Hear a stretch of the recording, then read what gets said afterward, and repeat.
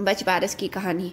बहुत समय पहले की बात है। एक गांव में एक साहूकार अपने 7 बेटों और पोतों के साथ रहता था।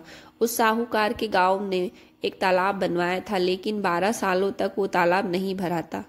तालाब नहीं भरने का कारण पूछने के लिए उसने पंडितों को बुलाया।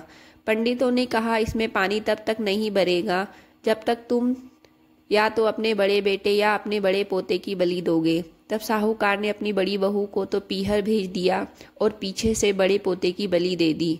इतने में गरजते बरसते बादल आए और तालाब पूरा भर गया।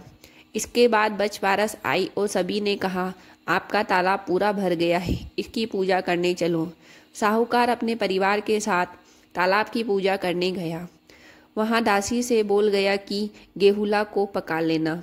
गेहुला से तात्पर्य गेहूं के धान से है, पर दासी समझ नहीं पाई। दरअसल गेहुला गाय के बछड़े का नाम था। उसने गेहुला को ही पका लिया।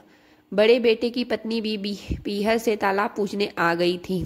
तालाब पूजने के बाद वह अपने बच्चों से प्यार करने लगी। तभी उसने अपने बड़े बेटे के बारे में पूछा। तभी तालाब में से मिट्टी से लिपटा हुआ उसका बड़ा बेटा निकला और बोला, माँ मुझे भी तो प्यार करो।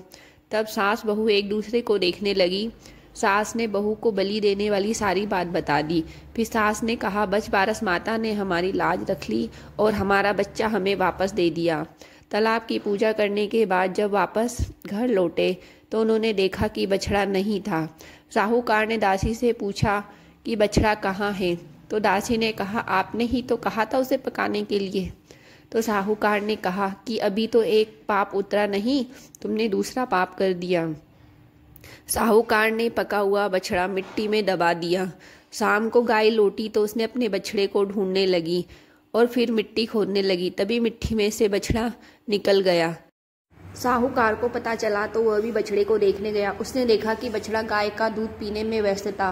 तब साहूकार ने पूरे गांव में यह बात फैलाई कि हर बेटे की मां को बचबारस का व्रत करना चाहिए और तालाब की पूजा करनी चाहिए। हे बचबारस माता, जैसे साहूकार के बेटे को दिया वैसे ही हमें भी देना। कहानी कहते सुनते ही सबकी मनोकामना पूर्ण करना। इसके बाद